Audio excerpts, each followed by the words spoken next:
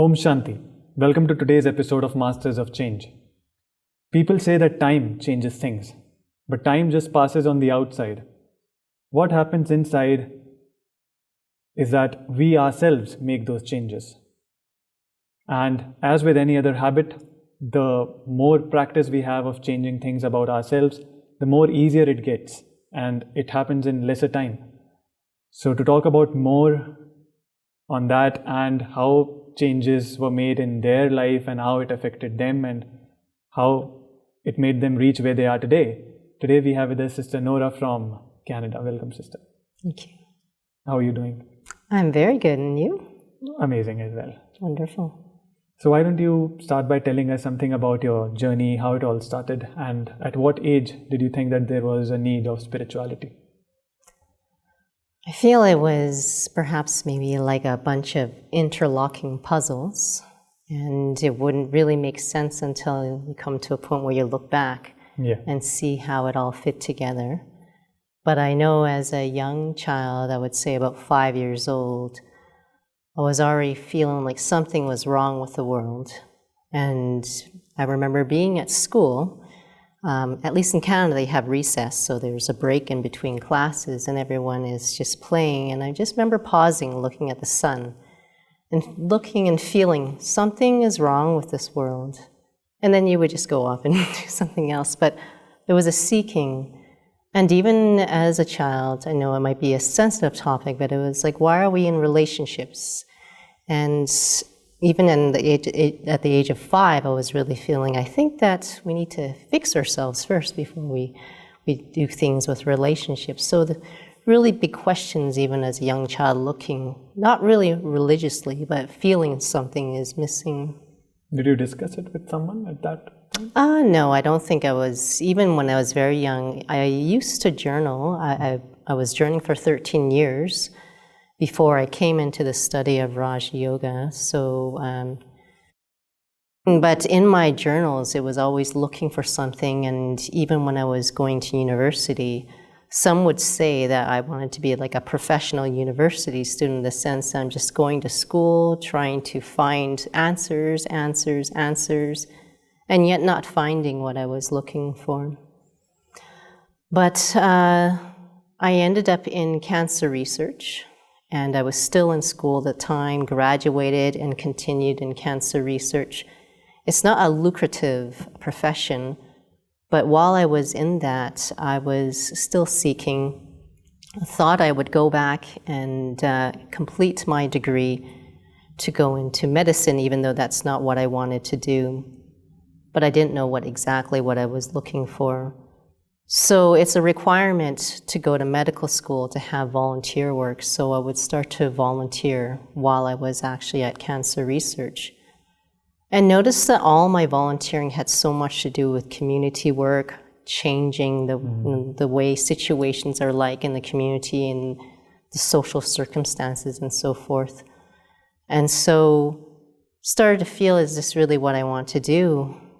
I was working at a women's shelter and definitely noticed that a lot of the issues that I was really pulled to had a lot to do with those in vulnerable populations in terms of women and children and so forth. So there was a bit of hesitancy, is this really what I want to go to? So I just suddenly actually left my cancer research position. I had a lot of volunteering that was within this realm that allowed me to be able to get a job at the YMCA. But what was really interesting, why I'm talking about these different puzzle pieces, is because there was someone that I met who was from the YMCA, and she's actually an artist. And she started the feminist group that's at the university that I was no longer attending, but she's an artist and also an activist, but my connection to her was really more about the love of art. And that was back in 2004. Yeah. That, in a sense, what led me to the YMCA, where I met one of the students of Raja Yoga, was because of these pieces that had a lot to do with women's issues. Yeah. That Raja Yoga, I learned later on, isn't about women's issues at all, but it's actually about the feminine quality of who we are as spiritual beings. Yeah. So that always touched me quite a bit, that what I was looking for was something much more deeper, and I've always felt that within my entire spiritual journey, that I actually had something deeper that we're looking for, but we need to take the time to discover exactly what that is. Correct. How were you like as a person? If we talk about prior to your Raj Yoga experience, how were you like as a person?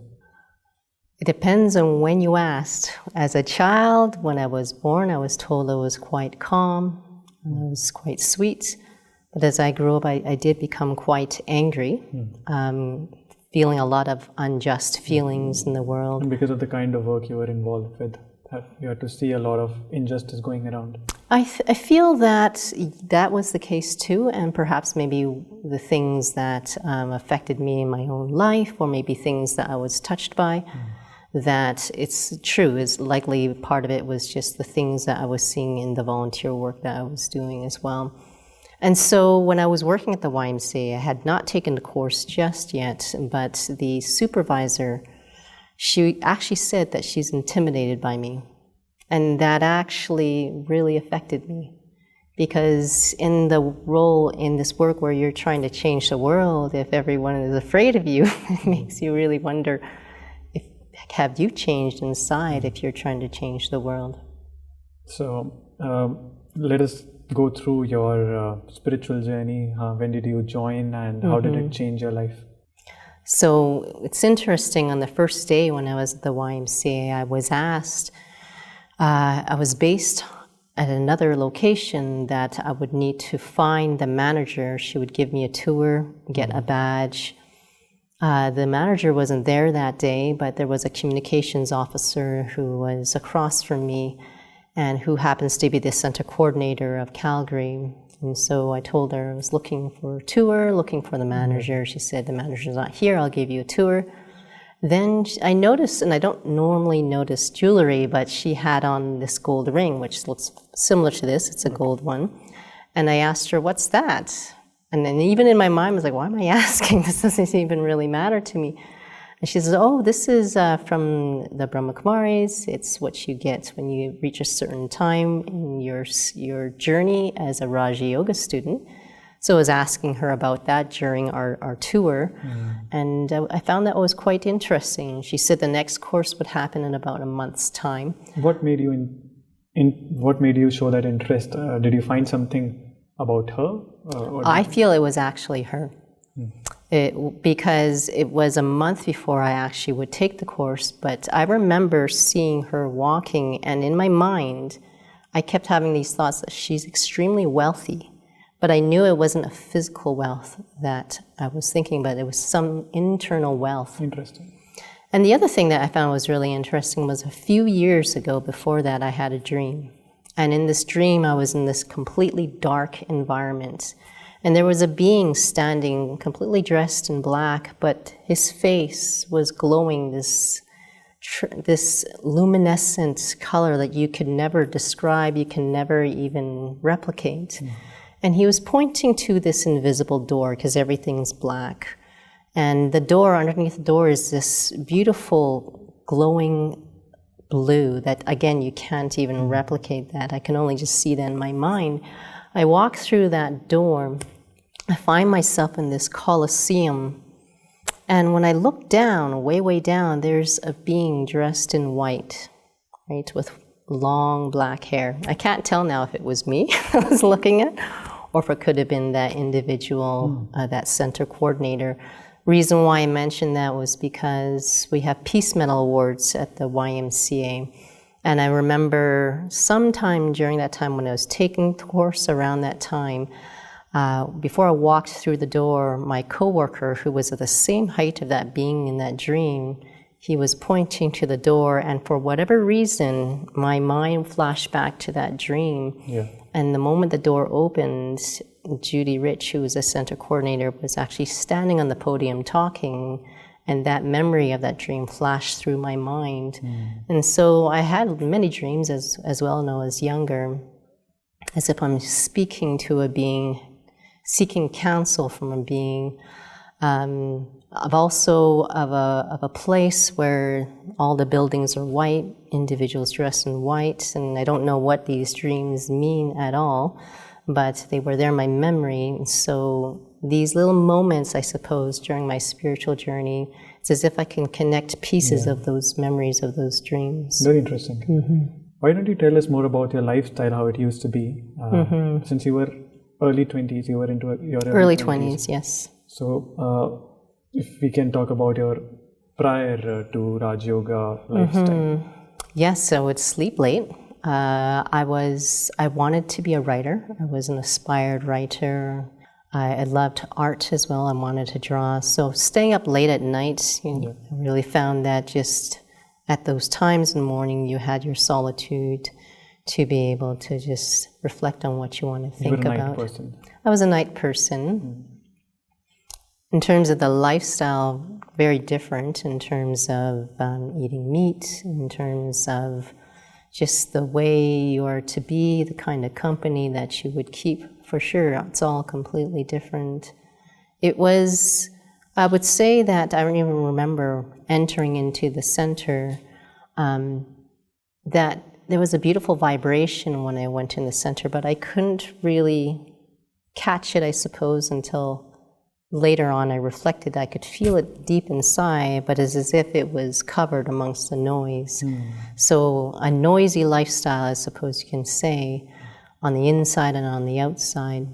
And so when as I mentioned, just meeting someone who had that kind of vibration, it was very inspiring, because I know that since young, I was really inspired by individuals who had a certain type of character.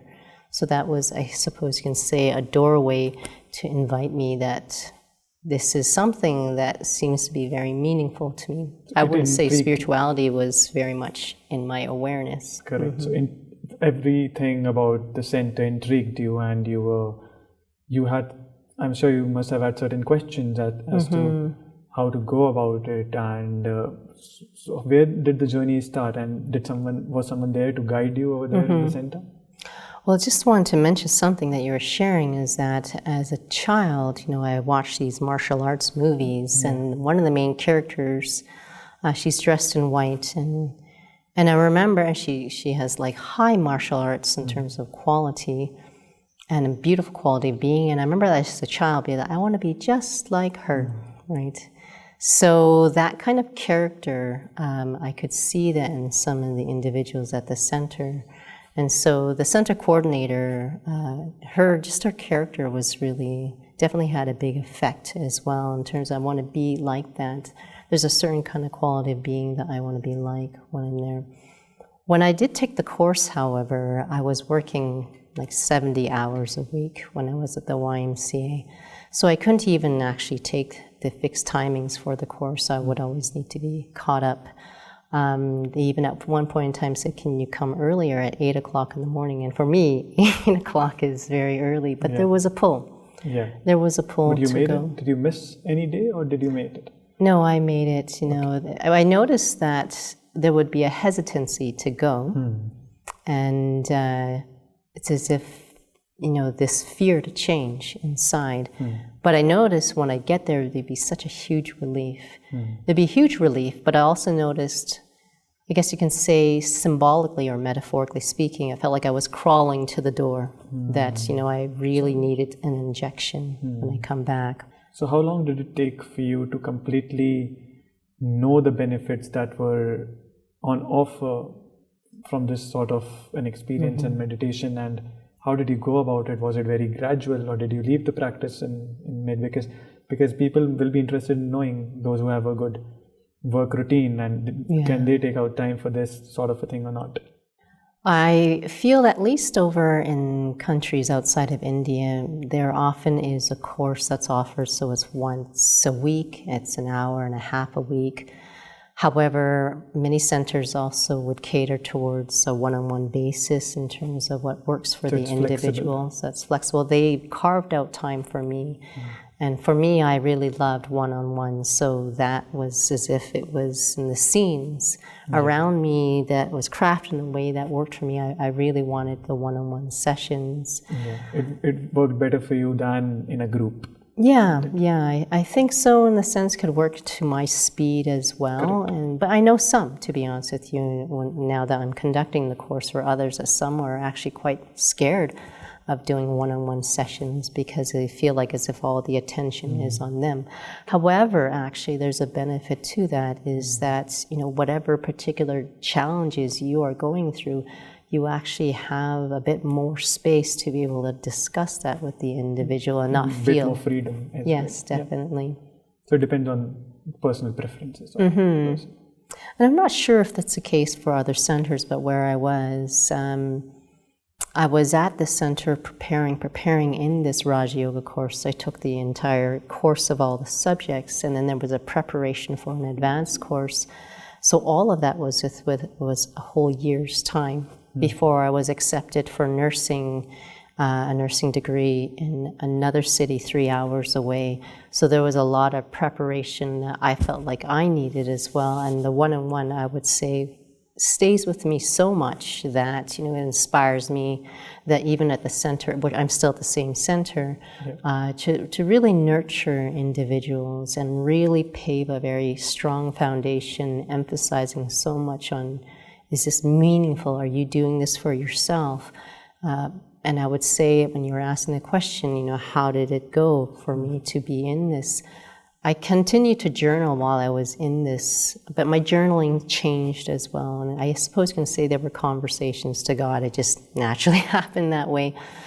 But a lot of it was still reflections within myself in terms of what is meaningful to me. And I would say that's always been the most important thing. If this isn't meaningful to me, then I better pause and see and reassess. Otherwise, honestly, I'm tired of doing things without having reason, and that would have been before the studies, so I still keep that with me here. Correct. And were the changes hard to implement, or were they easy for you to implement? In terms of the diet, I would say it was pretty challenging at first. I had some other health issues. But why did you feel that there was a need to change the diet? Just because of, why didn't you think that you can continue with your diet and your lifestyle, and side by side you can continue your spiritual journey as well? Why did you feel that there was a need to change? One of the things that I learned being in this study is you need to be cognizant of habits that you have, expectations that you have. And in the study, you're learning that there's also habits from previous births, whether or not individuals, feel that that's relevant or not, that's a different issue. But that kind of helped as well, in terms of there are certain habits that we have, and I could feel there was a little bit of habits. There was no one telling me, no, you need to change this, you need to change that. In fact, the facilitator who I was with at the beginning says, change when you feel that you're ready to change. And she even said that she had 3 students who changed overnight, and then they were never back at the center after a while. So that change wasn't actually sustainable. But really, and the center coordinator actually, I have such regard for her, because for her, she had always been quite in tune with herself that, when I feel the change needs to come, it'll happen. And I wish I had that kind of power and that capacity, or maybe that sense within myself. I'm sure there's some things I was forcing change, knowing that I was doing it to myself from a past habit of feeling like I'm changing for something, or fear that I won't change. But I would notice now that, yes, it seems like every student in the study has their own, in the West, they call it Achilles heel, but basically some sort of weakness. So what is that weakness like? Because for some, there's certain things in the lifestyle that are easy, some that are not, I suppose you can say.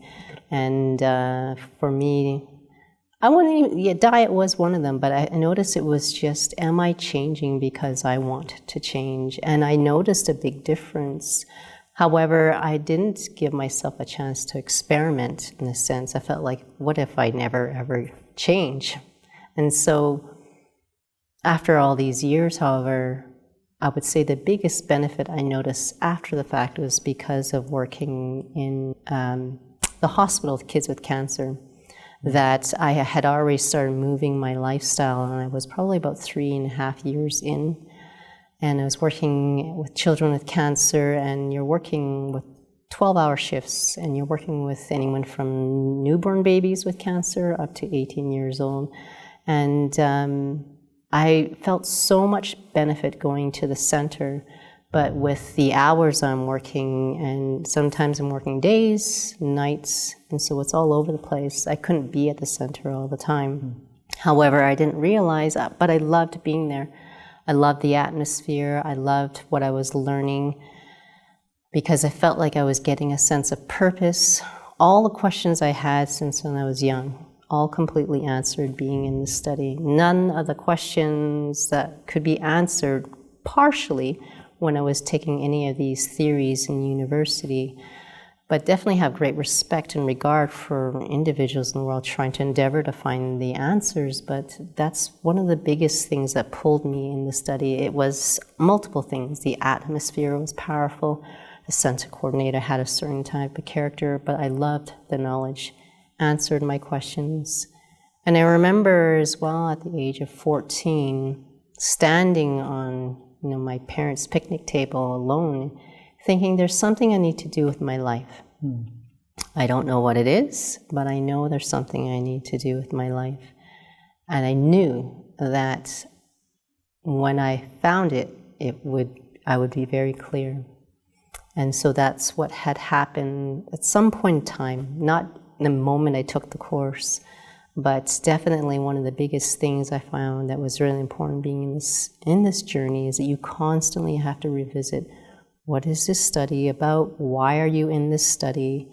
What are you looking for? Because it's easy when you come into the study and then you start to you start to give the course, you're involved in a lot of projects, and you can completely forget what it is that you're looking for. And you might know intellectually, but to feel the vibrancy of it is really important. And so I enjoy our little interview to remember all of that. Yeah. You mentioned that you were working so hard, 12 hours a day shift with children who were suffering from cancer. And it must have been really taxing on you, going into that atmosphere every day. How are you taking out time from there, from such a hectic schedule, to be able to give time to your meditation practices and your daily spiritual wisdom? And because people usually wake up early for the meditation, were you able to do that? Were you able to continue the practice? And how did you see the change by following those practices at your work? Did it used to make you calmer, relax you? I was very much quite focused while I was working with kids with cancer. And just so individuals are aware, I often get the question, did it make a difference, being in the study while being a nurse? But I came into the School of Nursing while I was actually in Raj Yoga, so I have nothing to compare it to. However, the focus on myself and what's going on inside was actually so valuable, because the 2 years that I was working there, that was actually the number of children who passed away was the highest than they've ever had. And in this study, there is a recommendation. Again, it's a suggestion how to optimize your capacity to be able to have these meaningful experiences and to move forward. And so this timetable, I really tried to keep to the timetable, also because I missed being at the center because I was taking so much benefit from there. So I would be very creative. So if it is, we usually have our early morning meditation. For some it's 3 or 4 in the morning. I would have it at 2 o'clock if my break at work is at 2 o'clock. And we were lucky at work. We would have a 2-hour break because it's quite slow at night and you have another nurse who could take care of your patients. So I'd have 2 hours. I might be super sleepy, but I didn't realize after leaving this job, moving off to a different job, that the timetable, the study, going to the center on the days I had off, I didn't miss anything actually. Maybe just because I was younger at the time as well, but really protected me when it came to these kids who had passed away. It was really actually quite intense at work because nurses were leaving, the burnout rate was increasing, parents were actually concerned about the nurses, and they would tell the doctors about that, and that's a bit of a concern if they're noticing that as well. So morale was going down. A big problem, the big issue was because they were doing a lot more experimental type of treatment that they wouldn't have done before. Otherwise, these patients would have gone straight to palliative care at home.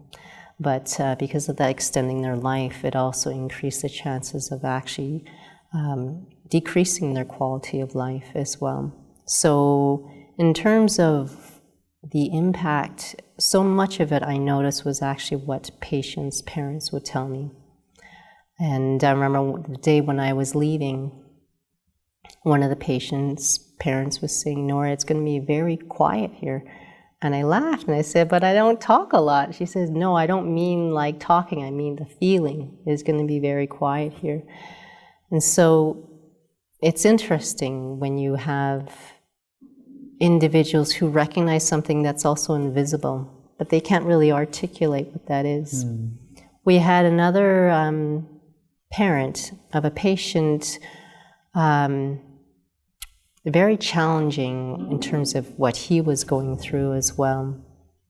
But for her, I'm sure whatever was going on in her life, she's had to protect herself, so she always tends to have to be the one who is in control of the situation. And from what she tells me, it's that she always puts up a facade. But I met her on the first day that she actually admitted her son, and it was a very vulnerable moment for her. And she said that she felt that she let God down. That was her words. She felt that God had entrusted him to her, and now that he has cancer, she didn't do something right. That's a big guilt too. Yeah, and so we had a chance to talk that night and just to be there and to be present. And even though in nursing you're actually learning these skills about being present, it's a different kind of feeling when you're in this study, because you start to feel you connect to them on a quiet level. They can feel it because they'll tell you. Become a lot more empathetic as well. Absolutely. And that must have created a connection, because from what I heard from other coworkers, they had lots of problems with her. However, one that, she would be manipulative, but certainly it was just the things that was going on with her son, and that it was just hard to have interactions with her. But one day she actually came to me and she says, "Nora, I can't look at you, because when I look at you, I see you see straight through me, and I can't pretend," she said. And I'm not doing anything again, but again, it's all these quiet things that souls are feeling on a deeper level. So what is that one thing that you're still working on yourself and you want, or do you think that you've worked a lot and there's nothing to be worked on, or if there's something that you still are working on which you'd like to change about yourself in future? If we felt that we have finished what we're working on, I'd be a little concerned. One of the biggest things, I know there's many things about the study that really touched me, but when I first learned on the first day that it's not that you have a soul, but you are a soul, that was like a deep imprint within my heart. That yes, I was journaling for 13 years, and I'm sure randomly in there I would say my soul this and so forth, but I never would say that ever again. I knew there was a gap, that to actually embody what that feels like, that I am the soul, versus just something you just speak about and think about, that stayed with me for a long time. And you're asking about challenges in terms of my spiritual journey. The recognition of that was very powerful. The recognition in the beginning that God is actually teaching the study was very powerful in the beginning. But as the years gone by, the intellectual came through, because I have a scientific background. I'm sure in previous births I've done a lot of science. It became more intellectual, and that's when things became challenging actually in the study. In terms of I want so much to experience what it means to be a soul, it became more conceptual. I was getting headaches and so forth. But that was sort of just this hump I had to go through. And then about 5 years ago, it was just really having to refresh my foundation of exactly what is this about and who is teaching me. But the other piece and how that works in terms of who was teaching me is a really profound piece in this study and transformed completely my experience of what it means to be a soul. And even being here in terms of just very recently, just really feeling what it feels like to be this living light and actually loving the feeling I don't have to define myself by the age, by the gender, by the race, by the ethnicity, even if others might even corner me into a certain way of how they see me. It's been very powerful just even within this last week. And you were asking about how do I sustain myself newness. There has to always be newness. And so I do have a little book, and in my book, it might seem boring for some, but I have about 4 or 5 points that are really important. One is newness in terms of experience. Another is newness in terms of what it feels like to be a soul. Another one is the first time for everything, meaning have I had a new way of operating, a new way of responding. And the fourth one is like, what is the greatest honorable thing I've done for myself today? And then I have a fifth one, which is how did I dishonor myself? But these are actually really important in terms of keeping that momentum, but always just, even if I have to try really hard, like what newness have I had, so that I'm always feeling that I'm actually making progress. So you do that every day? Every day. Mm-hmm. So it's more of a quality-based way of looking at the study. And a huge part of it is because you need to make sure it's important to yourself. It is actually relevant to yourself. What is it that you're looking for? You cannot do this for anyone else. Yeah. And when you look back, I'm sure this practice would be making a lot of sense when you look back like 3 years back and doing it every day, being consistent with it. I'm sure it must have done a lot of good to you. Yeah, I reflect back on challenges that I had. And I would say self-worth is probably the biggest challenge for humanity. It may take different forms for everyone, but in terms of self-worth and self-respect, to feel you're okay with yourself, to feel you don't have to prove yourself, to feel you don't have to say the right thing, to feel that you can pay attention to what the individual is saying in front of you instead of thinking about what you're going to say back, to actually feel that you don't need to belong in any situation, you don't need to prove yourself. That is all connected to what it means to be a soul. I realized just even within the last week, the connection to being a soul and self-respect, that was one of my biggest challenges when I first came into the study. I hear about practice being a soul, and then I hear about self-respect. I'm like, those are completely two separate things to me. That's what it felt like. I even said it in class. I said it again and again. And perhaps maybe it was because it was like, I want there to be some relevancy between these two. You found it? And I feel like I found it. And I don't mean it like that I'm there, but meaning that I've unfolded something that was so deep to actually feel that you can walk and move around and actually feel you're not this body, to feel you're not defined by what you're wearing, you're not defined by your positions, because it can be quite subtle even in the study. Am I wearing, is my sari looking right? Is my hair looking right? Do I have someone senior who actually gives me some regard? Do I have enough students in the class? Do we have enough individuals who are taking the course? Is anyone listening to me? It's quite subtle. Yeah. And it's so refreshing when you can actually feel who you really are. And actually that pulls you to want to keep going because the benefit is just so profound. Well, thank you for having such a deep conversation with us today. And